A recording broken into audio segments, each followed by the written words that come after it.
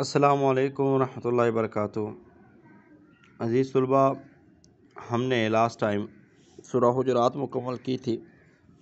جس کے اندر بہت سارے آداب معاشرت جو ہیں وہ بیان کیے گئے ہیں، اور ابھی ہم حقوق العباد کے حوالے سے آج ہم پڑھیں گے، اور سورہ انعام کی آیت نمبر 151 اور 153۔ اچھا، یہ آیات جو ہے نا بڑی اہم آیات ہیں،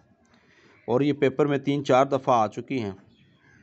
تو اس کو اچھی طرح ذہن میں رکھنا آپ نے۔ اعوذ باللہ من الشیطان الرجیم۔ کل کہہ دیجئے اے پیغمبر، تعالو تم سب آؤ، اتلو میں پڑھتا ہوں، ما حرم ربکم علیکم جو حرام کیا تمہارے رب نے تم پر، اللہ تشرکو یہ کہ تم شریک نہ ٹھہراؤ بھی اس کے ساتھ شیئن کسی کو بھی، بالوالدین احسانا اور والدین کے ساتھ نیکی کرو، ولا تقتلوا اولادکم من املاق اور نہ تم قتل کرو اپنی اولاد کو مفلسی کے ڈر سے،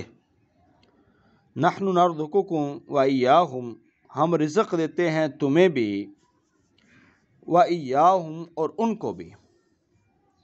ولا تقربوا الفواحش ما ظہر منها اور نہ تم قریب جاؤ پوشیدہ چیزوں کے بے حیائی، فواحش بے حیائی کے، ما ظہر منها وما بطن جو اس سے ظاہری ہیں اور جو اس سے پوشیدہ ہیں، ولا تقتلوا النفس التي حرم اللہ الا بالحق ولا اور نہ تقتلوا النفس تم قتل کرو کسی جان کو، التی وہ جو حرم اللہ الا بالحق مگر جو اللہ نے حرام کی ہے مگر حق کے ساتھ، جس جان کو اللہ نے حرام کیا ہے تم قتل نہ کرو مگر حق کے ساتھ، ذالکم وصاکم یہ اس کی وصیت کی ہے تمہیں اس اللہ نے، لعلکم تعقلون تاکہ تم سمجھو، ولا تقربوا اور مت تم قریب جاؤ مال الیتیم یتیم کے مال کے پاس، الا باللتی ہی احسن مگر وہ جو اچھا ہے، حتی یبلغ اشدہ یہاں تک وہ پہنچ جائے اپنی پختگی کو، وأوفوا الکیل والمیزان بالقسط اور تم پورا کرو اپنا ماپ اور تول انصاف کے ساتھ، لا نکلف نفسا الا وسعها نہیں ہم تکلیف دیتے کسی جان کو مگر اس کی وسعت کے مطابق، وَإِذَا قُلْتُمْ اور جب تم بات کرو، فَعْدِلُوا تو تم سب انصاف کرو، وَلَوْ كَانَ ذَا قُرْبَى اگرچہ یہ انصاف تمہارے قریبی رشتہ داروں کے خلاف ہی کیوں نہ ہو،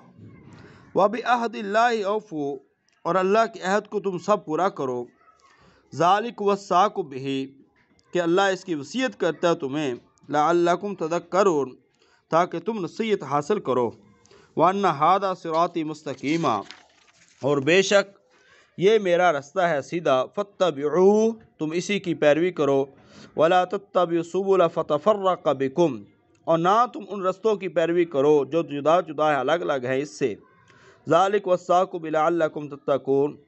یہ وصیت ہے اس کی تاکہ تم بچ جاؤ، پرہیزگاری اختیار کرو۔ یہ آیات ہیں جی، آپ نے